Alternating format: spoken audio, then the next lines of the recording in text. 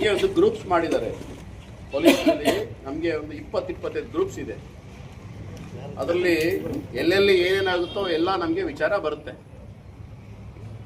ಅದರಲ್ಲಿ ಪ್ರಮುಖವಾಗಿ ನಾವು ನೋಡ್ತಾ ಇರುವಂಥದ್ದು, ಎಲ್ಲೇ ಏನೇ ಒಂದು ಸಣ್ಣ ಘಟನೆ ಆದರೆ ಇವತ್ತು ಇಡೀ ಸಮಾಜಕ್ಕೆ ಹರಡ್ತಿದೆ very easily through mobile, social media. Correct.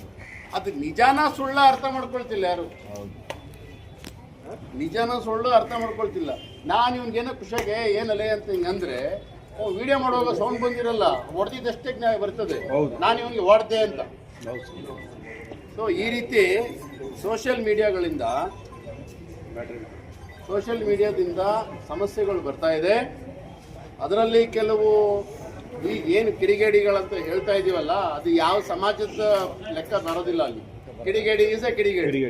On ಇಸಾಯಿಯೋ, ಪಾರ್ಸಿನೋ, ಇಸ್ಲಾಮೋ, ಹಿಂದೂನೋ, ಇನ್ನೊಂದೋ ಯಾವುದು ಬರಲ್ಲ. ಕಿಡಿಗೇಡಿ ಈಸ್ ಕಿಡಿಗೇಡಿ, ಸಿಂಪಲ್. ಅದರಿಂದ ನಾವು ಈ ಸೋಷಿಯಲ್ ಮೀಡಿಯಾ ಬಗ್ಗೆ ಬಂದಾಗ ನನ್ನ request, please don't react immediately. ನಮಗೆ ಫಾರ್ವರ್ಡ್ ಮಾಡಿ, ಸರ್ ಇದು ನೋಡಿ ಈ ಥರ ಏನೋ ಬರ್ತಾ ಇದೆ, ಸ್ವಲ್ಪ ಇದ್ರ ಬಗ್ಗೆ ಸ್ವಲ್ಪ ಕಾಳಜಿ ವಹಿಸಿ. ಸೊ ನನ್ನ ಫಸ್ಟ್ ರಿಕ್ವೆಸ್ಟ್, ಸೋಷಿಯಲ್ ಮೀಡಿಯಾದಲ್ಲಿ ಯಾವುದೇ ಒಂದು ಪ್ರಚೋದನಕಾರಿ ಪೋಸ್ಟ್ ಬಂದಾಗ ಪ್ಲೀಸ್ ಡೋಂಟ್ ರಿಯಾಕ್ಟ್.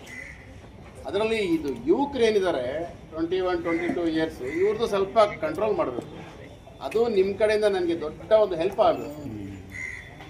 ಏನೇ ಅವನು ಸೋಷಿಯಲ್ ಮೀಡಿಯಾದಲ್ಲಿ ಬಂದರೆ ಅವನಕ್ಕಿಂತ ವಯಸ್ಸಾಗಿರೋ ಎಲ್ಡರ್ಸ್ಗೆ ತೋರಿಸಿ ಆಮೇಲೆ ಅವನು ಯೋಚನೆ ಮಾಡಲಿ. ಅವನು ಅವ್ರ ಲೆವೆಲಲ್ಲಿ ಹುಡುಗರ ಜೊತೆಯಲ್ಲಿ ಅವ್ರದ್ದೇ ಆದಂಥ ಒಂದು ಅಭಿಪ್ರಾಯ ಮೂಡಿಸ್ಕೊಳ್ತಾನೆ. That is becoming very danger. ಅವ್ರಿಗೆ ಇನ್ನೂ ಅಷ್ಟು ಮೆಚುರಿಟಿ ಇಲ್ಲ ಅರ್ಥ ಮಾಡ್ಕೊಳ್ಳೋದಕ್ಕೆ.